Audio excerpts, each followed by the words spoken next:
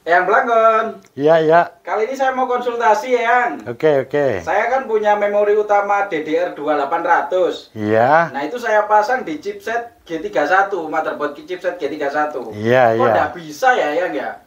Padahal saya coba di tempat lain RAM-nya ini bisa. Oh, iya, iya. Nggih. Itu begini ya. Ingat baik-baik bahwa memori utama RAM itu pada spesifikasi yang sama busnya ya, itu ada dua jenis itu. Itu ada yang ECC dan ada yang non ECC. Nah, ini ECC saya tuliskan di sini ya. Ini ECC. Ini singkatan dari error code correction. Nih. Nah, ini ada juga yang mengatakan begini, itu singkatan error gitu, checking, and correction, correction gitu. Nah, ada juga yang mengatakan dia begini, error correcting, ini ya,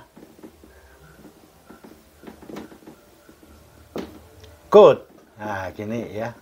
Terserah lah mau pakai yang mana. Ini banyak singkatannya ditulis kayak gitu. Kalau saya sendiri lebih cenderung menggunakan yang atas itu, error code correction. Ya. Nah, itu apa sebenarnya? Jadi misalnya saya punya gini, misalnya ini DDR800 ya. Itu ada yang ECC, ada yang enggak. Nah, nanti kita bahas apa sih ECC pada bahasan memori utama. Nanti akan kita bahas lebih dalam. Itu apa artinya? Nah, patut dicatat seperti ini. Ada chipset tertentu yang dia itu bisa dipasangkan untuk memori yang tipe ECC. Tapi ada juga yang menolak. Dia tidak bisa dipasang yang tipe ECC. Cirinya gini. Kalau sebuah chip itu dia bisa menerima memori tipe ECC, itu sudah ada keterangannya nanti di setiap chipset ya. Maka dia pasti bisa menerima yang non ECC. Kalau di situ hanya bisa menerima yang non ECC, berarti dia yang ECC dia tidak bisa. Begitu ya. Ya, yang ECC ini sebetulnya harganya lebih mahal, ya lebih bagus ya. Nanti kita bahas berikutnya. Nah, mungkin yang Anda miliki itu bisa jadi tipe yang ECC. Sedangkan di chipsetnya non ECC. Jadi dia nggak bisa masuk gitu. Kalau Anda ngecek ternyata itu di komputer lain bisa. Kebetulan Anda itu ngecek di komputer yang chipsetnya itu bisa menerima memori tipe ECC. Iya. Berarti belum tentu juga ya kalau sama. Ternyata bisa dan tidak bisa itu ada ECC tadi itu ya? Iya, sebetulnya tidak hanya itu, masih banyak penentu yang lain di memori. Nanti ada cas latensi dan sebagainya. Tapi itu dulu aja ya. Itu kita bahas belakangan nanti. Iya. Ya, ada pertanyaan lagi. Jadi penasaran terus cara baca spesifikasi RAM pripun ya? Cara baca spesifikasi RAM. Oh begitu. Oke. Saya perlihatkan dulu ya. Sebentar. Saya lihat. Nah, ini ada yang jelas ini ya. Ini. Jadi dalam suatu memori utama itu biasanya ada label ya. Ada label di situ. Nah, di label itu biasanya tertulis spesifikasi itu. Nah, ini contoh, perlihatkan aja ini. Ya. Itu kayaknya DDR2800. Seperti yang Anda katakan tadi. Nah, di situ kan ada DDR2800. Ada nggak? Ada yang. Nah, ya. Bentar ya. Ya. Ya, betul ada yang. Ya. Sisi lain di situ juga ada disebut PC 6400 kalau nggak salah. Iya, betul yang. Ya. 6400, 331. Ya. Yang penting 6400. Oke. Sekarang saya jelaskan. Ya, turunkan memorinya. Oh iya, bisa. Ya, jadi seperti ini. Di situ tertulis DDR 800 tadi ya. Oke. Nah, Kemudian, ini DDR2 nih, DDR2 ya. Kemudian di situ pasti ada misalnya kayak gini, PC2 ya, 6400. Nah, ini sebetulnya sama. Jadi kalau di sini ada DDR2 800, 800 itu menyatakan bus efektif. Bus efektifnya adalah 800 MHz. Apa bus efektif? Nanti di pembicaraan tentang masalah memori akan kita bahas semua. Kemudian nama lainnya adalah PC2 6400. Kalau ini menyatakan bus efektifnya, kalau yang PC ini menyatakan bandwidth-nya. Ingat baik-baik, memori tipe ini lebar busnya adalah 64 bit. Kalau 64 bit berarti di sini 1 Hz-nya dia akan mengangkut 8 byte data. Sudah kita bahas pada pertemuan yang lalu. Ya.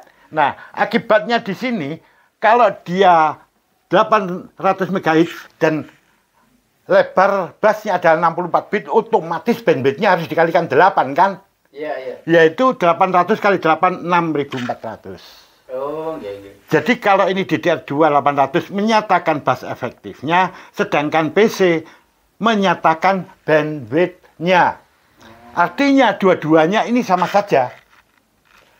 Tidak selalu memori utama itu mencantumkan dua-duanya. Ada kalanya dia hanya mencantumkan sini, DDR2 800, titik. Tapi ada juga yang hanya mencantumkan gini, PC2 6400. Dua-duanya itu sama, hanya cara penulisannya yang berbeda. Kalau ini nama resmi, ya, ini nama modul. Biasanya dalam dagang itu yang banyak digunakan ini. Saya berikan satu contoh kasus singkat. Yeah. Ada seorang pembeli ke toko. Dia bilang begini, saya cari memori utama atau RAM yang DDR2 PC 6400. Oleh penjual dikasihlah DDR2 800. Tidak ada tulisan PC2 600. Pembeli, konsumen, protes. Loh, Pak, yang saya cari itu yang PC 6400, PC2 6400. Yeah. Ya, si penjualnya juga nggak ngerti. Katanya ini sama saja, ini untuk DDR2 600. Yeah. Dia nggak ngerti ya. Padahal itu sama saja. Kalau Anda mengetahui itu, jelaskan. Kalau ini bus efektifnya, kalau 6400 adalah bandwidth-nya. Jadi ini adalah sama. Ini tinggal mengalihkan 8 menjadi ini. Oke, paham? Paham sekali ya. Ya. Terus gini ya, bagaimana chipset menentukan spesifikasi memori ya? Oh ya. Maksudnya chipset itu bisa menentukan bahwa memorinya harus di sini itu bagaimana dia menentukan. Ya. Gitu ya? Iya. Oke, itu sebenarnya seperti ini nih. Saya gambarkan dulu. Seperti yang lalu, ini saya gambarkan chip daripada chipset not bridge itu ya, chipnya yang tengah. Kemarin kita bahas bahwa di dalam chip ini ada memory controller dan ada grafik controller. Yang menentukan spesifikasi dari RAM yang cocok adalah memory controller. Memory controller itu kan pengendali memori. Dia inilah yang punya spesifikasi. Memori yang bisa saya baca itu adalah memori yang tipe ini dan tipe ini. Selain itu aku gak mampu atau aku gak bisa. Jadi artinya di sini penentunya adalah memory controller. Oh, gitu. Ya, sedangkan untuk grafik controller itu nanti untuk menentukan grafisnya. Jadi kalau chipset ini penentu untuk memori atau RAM tadi dan grafik benar. Masing-masing punya tugas. Kalau memorinya ditentukan oleh memory controller, kalau grafiknya nanti adalah grafik controller. Oke ya? Iya ya. Masih ada pertanyaan yang lain? Wah, sudah jelas sekali kalau yang ini. Oke, kita lanjut pada sesi berikutnya. Terima kasih ya. Sama-sama.